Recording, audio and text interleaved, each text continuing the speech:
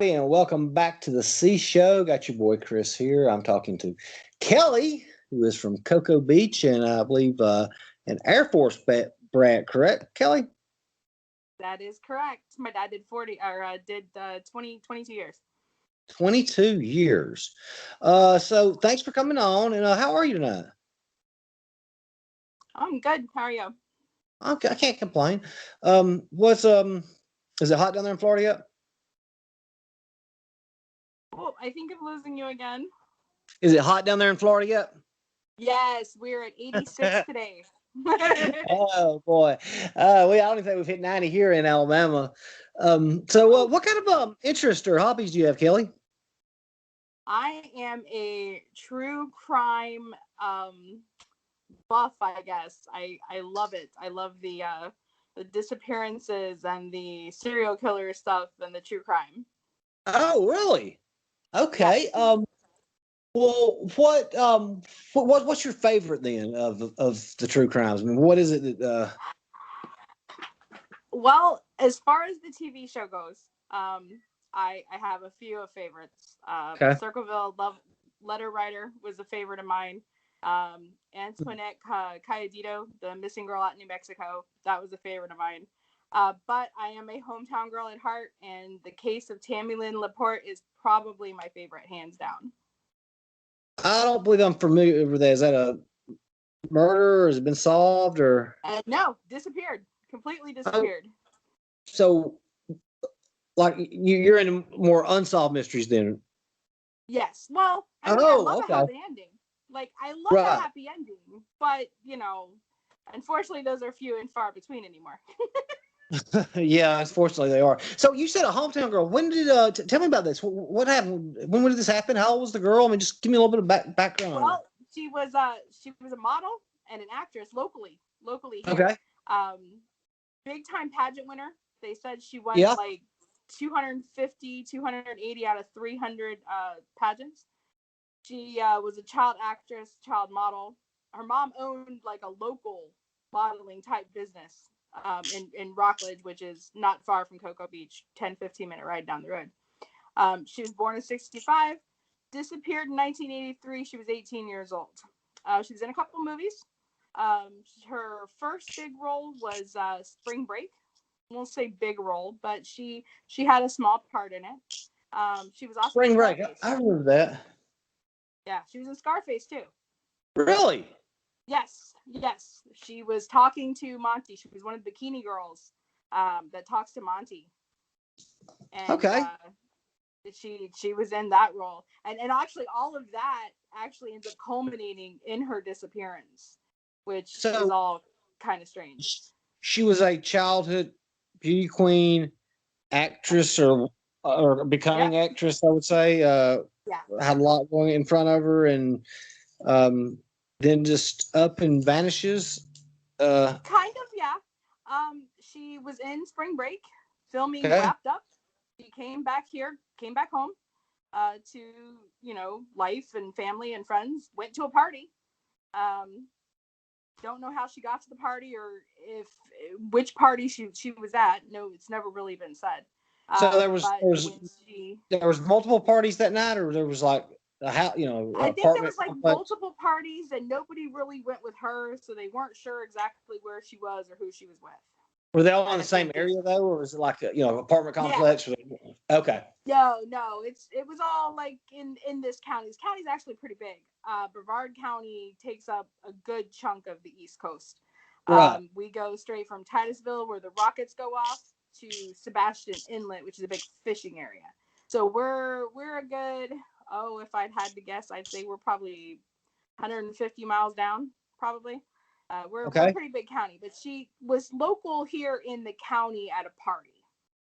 Okay. After that She- party, she You said started she getting she went really by herself paranoid. though, or I'm sorry to keep cutting Yeah, you off. So she went by herself. Okay. yeah, she went by herself. Um, Nobody's certain, like I said, what party who she was with, but she did go Okay. by herself. She goes by herself, comes home, and just starts acting strange. She Oh, has she came about home. three. Yeah, when she comes home, her mom says she's like paranoid. Um, wouldn't eat food that was given to her. Just acted really odd. Very paranoid. Like if you here, I have a Coke and you handed it to her, she had to open it up. She was afraid someone was after her. Huh. Yeah. I wonder. After this party. So obviously she was been, I would say, drugged with something. I wonder what would cause that, or. Well, that's what her mom thought.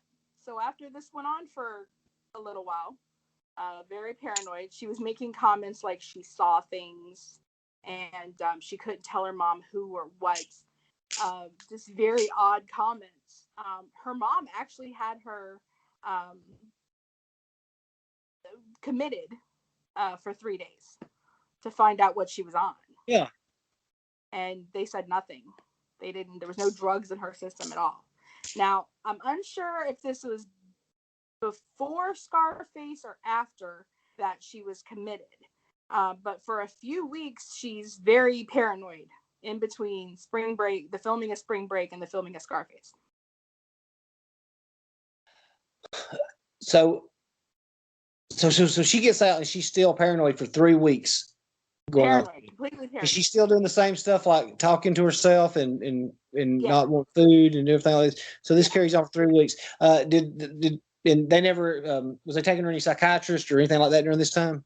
Well, yeah, the Brevard County here actually has a mental health facility, and they do a 72-hour hold. And they done a 72-hour hold, and they said she wasn't on anything, which was a little suspicious, but not uncommon, I guess. They couldn't see a reason for it. I don't know whether the mom didn't push it harder or whether she just kind of thought, okay, she'll get over it. But she goes to film Scarface. And fun fact, a lot of people don't know this, part of Scarface was actually filmed down in Miami. I did not know that. Yeah. So, quite a bit of ride. It's about a 5-hour drive from my house, but that's where a lot of it was filmed. And her mom had a family friend, had the family friend come and stay, had her stay with the family friend, and family friend's like, no problem. She does her filming on the 4th day of filming. She acted okay on the set. Nobody thought anything was strange until the 4th day. She had done her small part in the movie. That was already filmed. She was on set, but she was watching a scene with a gun and blood. Okay. And she freaks out. Total mental breakdown. So during the filming though, I'm sorry, because has she been acting still weird and stuff like this throughout it? She's acting better. She's acting better. Okay. She's acting normal for the most part. Nothing too unusual. They take her to the trailer. They try to get her to calm down. They can't. She won't calm down. The family friend is called, hey, can you come see if you can calm her down? And he does, and she starts talking about money laundering and drug trafficking and that kind of thing. Really? Yeah. And that's some odd things. Yeah, it's odd. It's weird. It's so weird. And she says, that she saw, she goes back to the I saw things, and he can't put his finger on what she's talking about. So since her part of the film was done, they go ahead and release her. She comes back up here to Cocoa Beach, Rockledge area. She comes back up here. Now, another strange fact, after the fact, if you research it, we actually had some I don't know what you call it exactly. Basically, we had some dirty policemen and some dirty politicians in and around this time. And most places do. yeah. But a lot of possible money laundering, drug trafficking activity, that kind of thing. Oh, okay. Yeah. Then she starts saying she can't tell because they'll kill her. They'll kill me. If I tell you, they'll kill me. So her mom still can't really figure out what's going on. Then there's this almost like a climax event where she just flips out. She just she's home. She flips out. She goes outside and the door locks behind her. And she freaks out. And to hear local people say, I guess she took a ball bat and like banged out windows trying to get into the house. And finally, like another family friend was like here and let her in. And she took a swing at him and took a swing at her mom. Her mom finally restrained her and she stopped.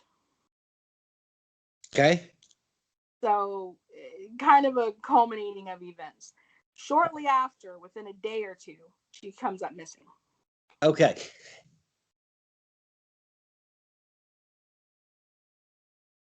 Okay, we're back here with Kellie. Kellie, so you said after a day or two after this last event, she came up missing?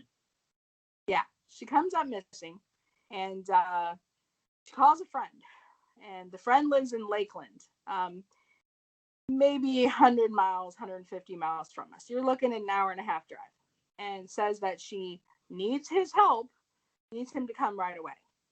He's like, okay, no problem. He goes and picks her up. And they drive down Cocoa Beach, which from her house is maybe a 10 to 20 minute drive, depending on traffic. And she wants him to take her to Fort Lauderdale. Not quite as far as Miami from here, but you're looking at a 3.5, 4 hour drive. He says, I can't. Don't have the time to get back home first. So she tells him, okay, lend me $300. He lends her $300. Oh, wow. Yeah, lends her the money. He says she's upset with him. She gets upset, and Cocoa Beach used to have a building called the Glass Building. And so he basically drops her off at the Glass Building, and drops her off, and that's it. Now, according to some people who saw her, she had no money, she had no shoes. Other people say no, she had sandals on and a skirt, and she had a purse. Don't know if it had money in it, but she had those things. I can tell you that down here in Florida, we don't go barefoot on concrete very often. I bet not. For her to walk anywhere, that area that she was supposedly at is nothing but concrete. There's no way she walked without shoes. Which leads me to believe she probably had the money. But we don't know. No one sees her again. The only other contact that she has. Get out here. Brian's not in here. Sorry. Oh my gosh, my husband. He thought my son was here. The only other contact that she has is a phone call that she makes. And the phone call is to her aunt. And she calls her 3 times at her costume store. And she's looking for her. I'm in the area. Well, she's not here. She also called a friend who had a video store. And he also wasn't there. No one has heard anything from her since. So, this was all right. This was how many days after she disappeared? 3, you said, or? Well, the day that she disappeared is when she made the phone calls. Oh, she made those same calls. Okay, I don't know where I was thinking through. Okay, so she made those phone calls. Oh, I was thinking of $300. I'm sorry. So she made those phone calls on the same day that she disappeared. Nobody answered, and no one answered. No one has heard from her since then. No one's heard from her since then. Has anybody seen her? I mean, sightings. No sightings. No sightings of her. Now, here's what Unsolved Mysteries doesn't tell you. If you Google map the Cocoa Beach area, we are surrounded by the ocean. From Patrick Air Force Base, in a 5-mile radius, half of that's ocean. So you've got nothing but ocean on one side. What they don't tell you is that in between the beach and the mainland is 2 rivers, a lagoon. 5 miles inland, you are looking at nothing but swampland. I mean, we're talking gators. gators, cows, that kind of thing. So nothing but that. If she saw something, my guess is they put her in the ocean or they put her in the swamp. The ocean one thing, that would be a tough one. That's what I'm thinking. I'm thinking I mean, that everything local usually fishermen, falls. the cruise ships are out there. And I mean, that, and how many times have you heard stuff washes in? Yeah. Unless you got weighed down good. The swamp thing though is more. I mean, who's going to go with the snorkels on looking for a body in swampland? So was all right. So back to question earlier. So they think that the police were involved in this, or that's what she's saying. That again is where it gets crazy. The mom, Linda, says that they never did a thorough investigation. Now, a detective said, I'm sorry, they never, like, when they say thorough investigation, they never searched for her, looked for fingerprints, friends, phone calls, put up pictures. No. Okay. No, nothing. She says they didn't do a thorough enough job. There were active in this area at this time 2 serial killers. Okay. So one of them. Those guys are. I'm sorry. You go ahead. No, one of them, she actually sued that she felt he caused the death, and she, much like the Brown family had done in the O.J. Simpson case, she actually sued him for wrongful death. So they had already caught this man. Yep, they caught him. They caught him, and she tried to sue him for wrongful death. Because she asked. She says he was in her modeling agency and wanted to take pictures of Tammy. Really? How did the case turn out? Judge threw it out of court. And so I'm guessing the other serial killer was nowhere near involved? Well, that one's a little iffy. He committed suicide in 2002. They believe he killed 30 women. But believe he killed 30 women. Yep. Okay, and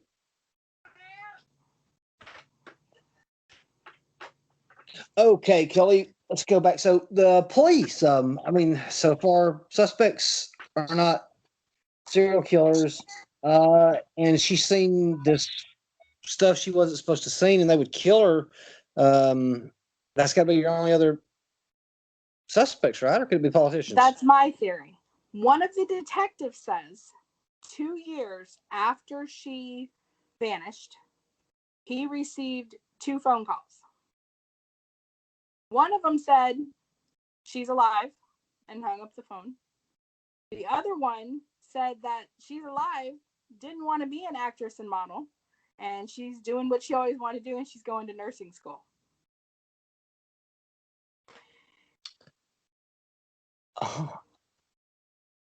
Well, I'm trying to kind of throw them back here. These phone calls were not from her, right? They're from other people. Right. They were from other people who basically said, leave it alone. She's fine. She's alive. Leave it alone. And that was then as far as the police investigation goes. Yep. When Unsolved Mysteries came into town to interview them, now I was too little to remember this, but I guess they attempted to talk to Cocoa Beach Police Department, who basically said, we don't want any information released to the mom. We don't want any more information released to the public. No one seemingly knows why. So, I mean, what? First of all, she must have been so almost put into some kind of PTSD shock that for her to walk around saying stuff like that in a catatonic state, it is something to scare her to death. That's my thought. Yeah. Yeah, I mean, yeah, that's the thing with, and then so then the other two things is they killed her or they moved her off somewhere to live.